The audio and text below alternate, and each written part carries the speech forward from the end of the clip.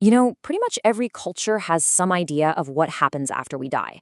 But the Buddhist description of hell, or naraka, it's something else entirely. It isn't just about punishment. It's actually this profound exploration of the mind itself. The Buddhist depiction is, well, it's both terrifying and deeply insightful. So let's explore what it can teach us. So, the big question? Just how terrifying are we talking about here? I mean, how bad could it really be? Well, to help us wrap our heads around something that's basically unimaginable, the Buddha used some really powerful analogies to convey the sheer scale of the suffering. The first comparison he made is so simple, but it's absolutely staggering. Picture this. The Buddha picks up a few little pebbles in his hand, and he asks his followers, what's greater, these few stones I'm holding, or that entire mountain of rock over there? And I mean, the answer is obvious, right? And that is his whole point.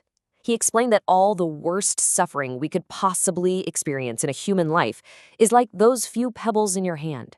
But the suffering in hell, that's the entire mountain.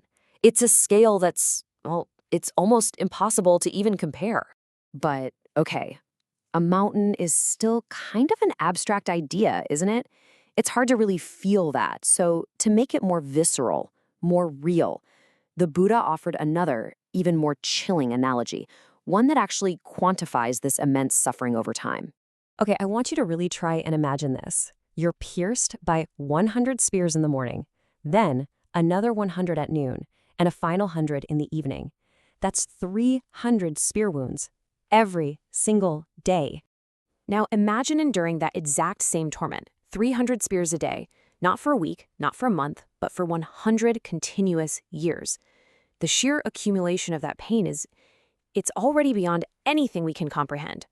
And here's the kicker. This is the crucial point. The Buddha says that all of that suffering, the pain of being pierced by 300 spears every single day for a century, is just a tiny fraction of the suffering in even the lightest of the hells. Wow. I mean, that's a truly sobering thought, and it really sets the stage for what comes next. So if the suffering is that immense, how does somebody even end up there? You might imagine some chaotic, fiery descent, right? But the Buddhist text describes something completely different, a surprisingly formal, almost bureaucratic process. Yeah, it's a very structured journey. After death, an underworld official, a Niryabala, comes and escorts you. You aren't just cast down into darkness. You are brought before the king of the underworld, Yamasa, for a formal inquiry. And this is where it gets really fascinating. King Yamasa doesn't greet the soul with a threat or a roar. His first words are disarmingly polite. He says, "Oh, great prosperous one." And then he asks a very specific question about 5 divine messengers. So what on earth are these messengers?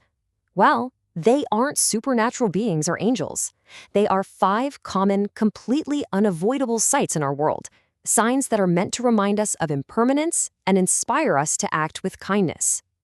And here they are. You ready? Seeing a newborn baby, an elderly person, a sick person, a criminal facing justice, and a dead body. That's them. Those are the messengers.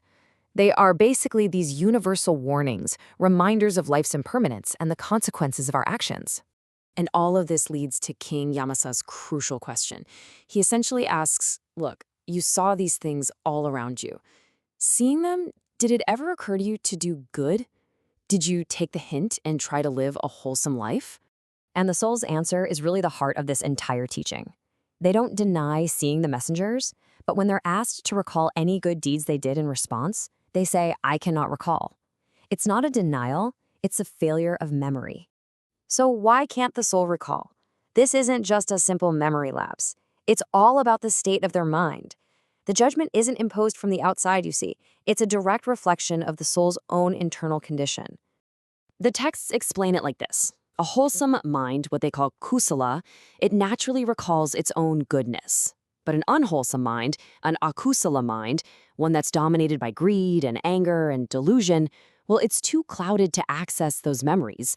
In that moment, your mind is your only witness, and if it's clouded, it has nothing positive to report. You condemn yourself. And this is what brings the entire concept right into the here and now. This isn't just some scary story about what happens after you die. It's a diagnostic tool for your life right now. You don't have to wait for King Yamasa to ask you these questions. So let's just end with this final thought. If you were to sit quietly for just 10 minutes, what would you find? Can you easily recall feelings of kindness and good deeds you've done? Or is your mind clouded by anger and resentment? According to this teaching, the answer to that question reveals everything. Not about some potential afterlife, but about the heaven or hell you are creating for yourself in this very moment.